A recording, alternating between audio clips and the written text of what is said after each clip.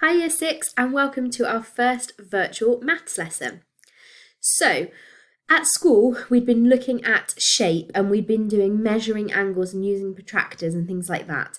Now we're going to find that a bit difficult to continue at home because you might not have the equipment that you need and people were finding it quite tricky. So we'll come back to that another time at school, and this week we're going to look back and do some recapping on some calculation skills before doing some Christmas maths next week.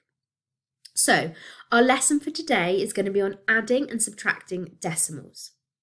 I would like you to have a think now. What do we need to remember when we're going to add or subtract decimals using a column method? Pause the lesson, have a little jot down of any ideas that you can think about, and then join me back so you can check you've remembered all of the important things. Okay, so hopefully you thought about lining up the decimal points. That's what's going to be super important. When you're putting your numbers into your columns, the decimal points need to be in the same place and the decimal point in your answer needs to be in the same place. You might also have thought about when their decimals have different numbers of decimal places, and you might have to add a placeholder to bring them up to the same number of decimal places to make your calculation easier. I'm going to run you through a few examples of adding and subtracting, and then I'm going to introduce your task for this morning. So if we take a look at the first question, this is an addition.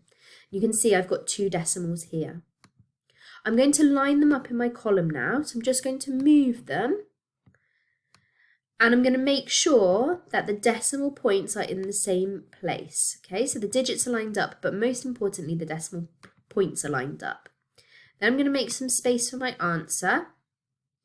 And first of all, I'm going to put a decimal point in my answer in line with the other two decimal points. And then I'm going to simply add as normal. So 4 add 5 is 9. You have to excuse my writing on the board here with my mouse. 3 add 4 is 7. Oh, 6G, you know what I'm like for giving away the answer when I'm supposed to be doing the question, sorry. And 7 add 3 is 10. Okay, so there's a nice, easy one. We haven't had to do anything too complicated, but you can see how we are all lined up. Let's look at something slightly harder. So, here, I'm going to line up in the same way. They've got the same number of decimal places as each other, so that shouldn't be too complicated. Make sure those decimal places are in the same place, nice and lined up. Make some room for my answer, add my decimal point in the right place. And now numbers are getting a little bit bigger and I might have to carry something over. So I'm going to add completely in the same way as if it wasn't decimals. All right, so 5 add 7 is 12. So I'm going to put my 2 here and I'm going to put my 1 here, ready to add into this column in my tenths. 1 add 2 add 6 is 9. And then 9 add 2 is 11. Okay, so that's still fairly straightforward. The most important thing is I've got this decimal place in my answer, decimal point in my answer, and it's all lined up. Remember, if I forget my decimal point, it becomes a whole different number, a much bigger number that's not going to be right. Let's look at one more addition. Now this time it's slightly harder because my two numbers to add have got different numbers of decimal places. So this one's only got 1, it's only got something in the tenths column, 1 digit after the decimal point, and this one has got tenths and hundredths, 2 digits after the decimal point. Now we're going to line up exactly as we did before, okay? It is the decimal point that is really important. So I'm not lining up my digits, I'm lining up my decimal point.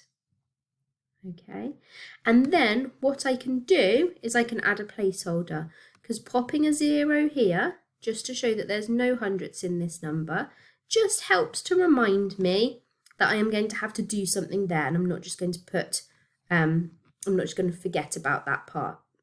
If I put my space for my answer, I'm going to put a decimal point in first, in line, and then I'm going to add up as normal, not forgetting that this is a placeholder here. This becomes really important when we do subtraction, okay, but we do need to remember it for addition as well. 0 add 5 is 5. 3 add 9 is 12, so my 2 is going to go there. My 1 is going to go there to be added later. 1, 6 and 0, that is 7. Okay, so all lined up in the same way. That's how we add. Let's have a look at a few examples of subtraction now. So this is going to work in exactly the same way. Okay, and take my numbers, I'm going to line them up. I'm going to make sure that my decimal points are in line. And then when I write space for my number, I'm going to put my decimal point in line. Okay, 5 take away 4 is 1, 9 take away 3 is 6, and 8 take away 2 is 6. Nice and straightforward. Okay, let's have a look at what happens when we might have to do some exchanging. So these both have 2 lots of decimal points, decimal places. Line it up, decimal points in the same place, answer space, decimal point. Now 8 take away 1 is 7, that's easy. Now I've got 3 take away 9, I'm going to struggle with that, I haven't got enough, so I need to exchange one of my 1s for 10 tenths. And I've got 13 tenths take away 9, which is 4, and 5 take away 2, which is 3. Okay, working exactly the same way as column subtraction with whole numbers, just remembering to line all of this up. Let's take a look at a slightly trickier one where there's a different number of decimal places. Remember, we're lining up the decimal point, not the digits. Okay, now this is where my placeholder becomes really important, because if you forget this and you just end up writing 6, as you'll see in a minute, you're going to get the wrong answer. So I'm going to put a 0 there. There are no hundreds in that number. That's a bit of a dodgy 0 there, but it'll do. Oh dear. Let's start again with that. Got a bit shaky on drawing there. So 0 there. Space for my answer. Slightly better, not much. Decimal point in line. Okay, so now if you didn't have that 0 and you just put 6 here, you would be wrong, because we need to use this 0.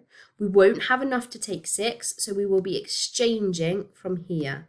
That turns into an 8, and then this turns into a 10.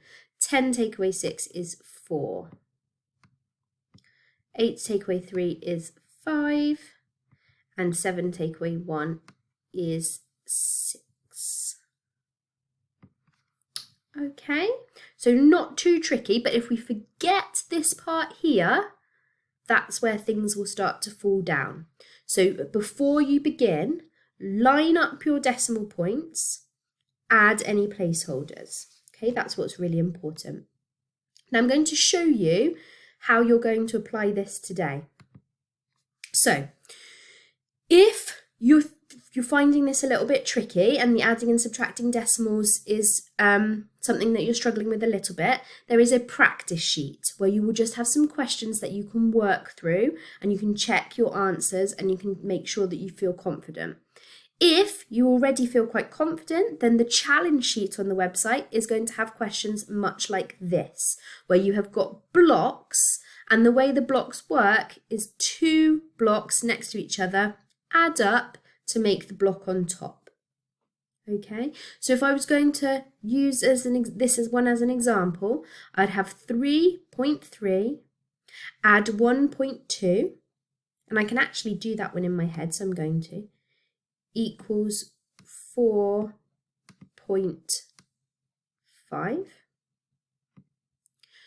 1.2 add 0.1 is 1.3.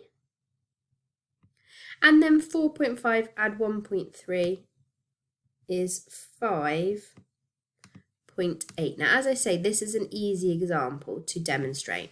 So these two add to this one, these two add to this one, these two add to this one. Now, what about if I don't have all of my bottom numbers? Okay, what would I do then? Now, hopefully you are thinking about using the inverse.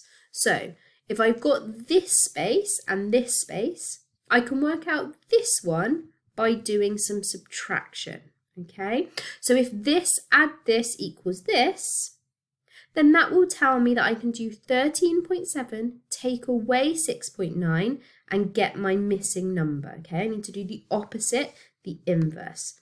So if I write this out for myself here, 13.7, take away 6.9. Okay, decimal point, my answer. 7 take away 9, can't do, need to exchange. 2 there, 1 there. 17 take away 9 is 8. 2 take away 6, I can't do, I need to exchange. Making that 0 and that 12. 12 take away 6. 6. So now I know this box is 6.8. From there, I'm going to be able to work out this box by adding that one and that one. So do this down here.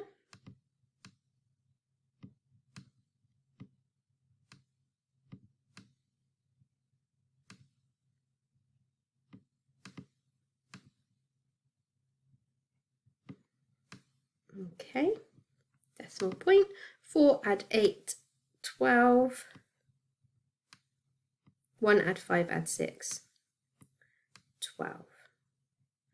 Okay, so I've worked out another box, 12.2. And then my final box will be this one, add this one. And I'm looking and I can see that I can do that in my head. 0.2 add 0.7 is 0.9, 13 add 12 is 25. And there we are. Okay, let's have one quick go. Have a look at this one and try to work it out. Pause the video for a second. Try to work it out. And then we can see if you are right, and then you can go off and have a go on your own. Okay, hopefully you've had a go at that one now then, and you will have worked out that you need to do this one, add this one. So 3.7 add 0.7. Again, you might be able to do them in your head, and if you can, that's brilliant. 7 and 7 is 14. 1 and 3 and 0 is 4. So I've got 4.4 there.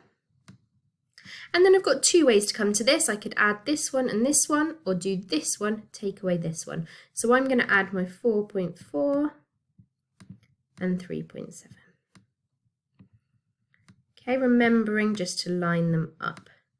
Hopefully you have done the same thing when you had a little practice and you've got the same answers. Okay, decimal points lined up. 4 add 7 is 11. 1 add 4 add 3 is 8. So that will put 8.1. And now I can actually check, because I know that 8.1 add 4.4 is 12.5. So give myself a big tick, ready to go. Hopefully you got those answers there when you had a go as well. And if not, hopefully you can see where you've gone wrong.